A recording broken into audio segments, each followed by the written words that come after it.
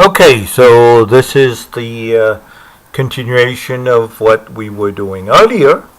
Now let's talk a little bit about the domain and range. Now, when you are looking at the domain, always remember you're looking at values of x that are defined for the function. So for example, right, the absolute value of x minus 10. What's the domain for this? The domain for this is all real numbers, right? Can you plug in any number for x here? The answer is yes. Can I put in a positive number? Yes. Can I put in a negative number? Yes. Can I put in 0 for x? Yes. So the domain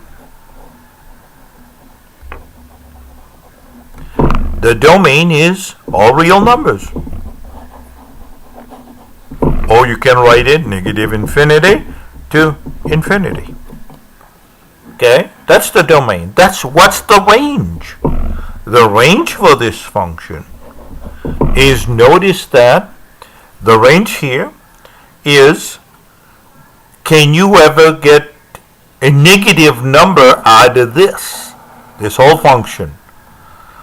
If you put a negative number for x, what do you get? When you take the absolute value, you get a positive number. Can you put a 0 for x? If you put 0, you would still get a positive number. Can you put in a negative number for x?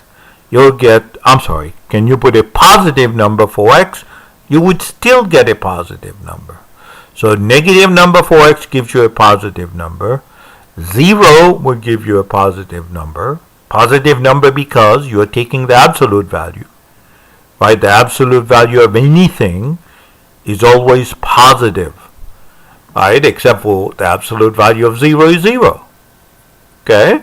So in this case, the range is all numbers greater than or equal to 0. So can it be 0? Yes. All the way to infinity. Right? So that's the range. Okay? Now, you know how to graph this, right? We talked about this in the previous tape, in the previous recording, so you should be able to graph this without a problem. Now, the other question is, can you determine if something is a function or not? Now remember, how do you determine if something is a function? You have to use the vertical line test. What does the vertical line test do? If you draw a vertical line across the function, across the graph of the function, it should cut the function at only one point. It should cut the graph at only one point. If it is more than one point, you know that it is not a function. If it cuts the graph at only one point, then it is a function. Okay, remember that when you take the exam. Okay, very important thing to note here. Now, the other thing that is going to be very important for the final exam is to be able to solve compound inequalities. Now, I don't know if you remember those compound inequalities. So let's say I have negative 10 is less than, I'm losing focus here, is less than or equal to x plus 7 over 2 is less than or equal to 2. How do I solve this? Well, it's not too bad, right? The first thing you want to do here is get rid of the fraction. How do you get rid of the fraction? You multiply through, in this case, by 2 across. So multiplying by 2, you will get negative 10, negative 20, right? Is less than or equal to x plus 7, right? Is less than or equal to 4. Okay? Now, can I take out a 7 from this function, from every side of this compound inequality? The answer is yes. So if I take out a 7 here, remember you have to do the same thing here. You have to do the same thing here. There are 3 different sides here. So you have negative 27 is less than or equal to x is less than or equal to negative 3. There you go. Right? That's an example of a compound inequality. So there are different ways to write this, right? All we are saying here is you're given a line here, the real line. This is negative 27, right? This is negative 3. X is between here and here. It can equal to the endpoints here because we are looking at less than or equal to and less than or equal to. Okay? So that's compound inequality, and I think you are familiar with that. We spent a lot of time, and I think I did do a video before. Now, the other side of this is, what if you have an inequality that involves an absolute value? For example, the absolute value of 2x plus 7 is less than negative 22. Now, how would you do that? Now, be careful with this one, right? I mean, the first thing you're going to do is try to solve this. But before you even try to solve this, look at it and see what they are asking you to do. The absolute value of 2x plus 7, what do we know about the absolute value of 2x plus 7? The absolute value of anything has to be equal to 0 or positive, right? So here, it is less than negative 22. So the answer definitely here is no solution, because we know the absolute value is either 0 or positive, right? So in our case here, there is no solution because the absolute value of a number has to be always positive. It's a trick question. Just be careful with trick question. Okay? I'm sure you may have questions on this. You probably run into this on some of your exercises, but remember this when you take the final exam. Okay? Now, another type of problem that I want you to be familiar with is, remember, word problem when you deal with profit function. What is profit? Profit is the revenue function minus the cost function. So remember that. When do you break even? That's when cost is equal to revenue. Right, so be able to solve those. Okay.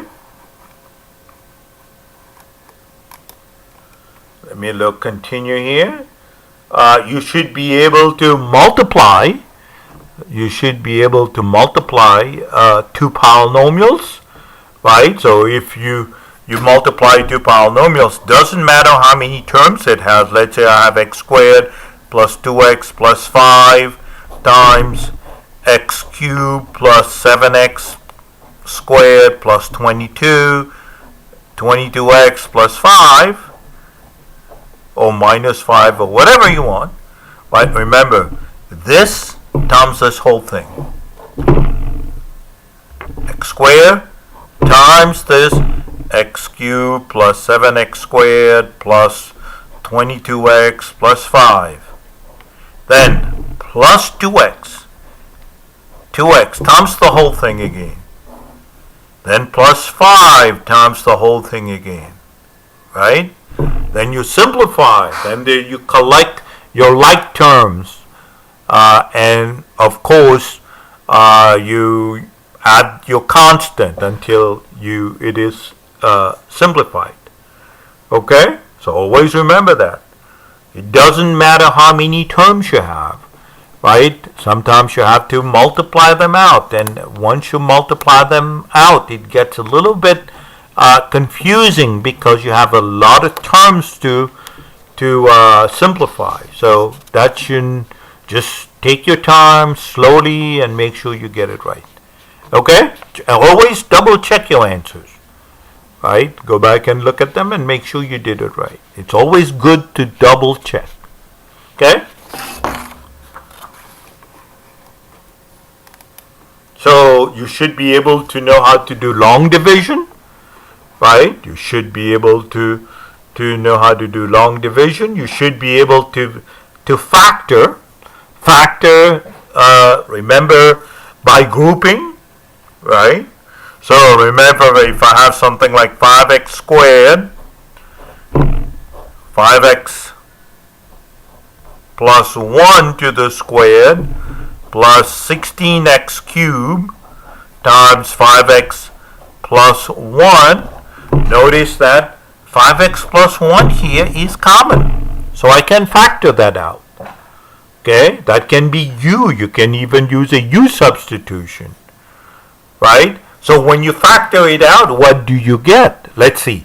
So when I factor 5x plus 1, what do I get?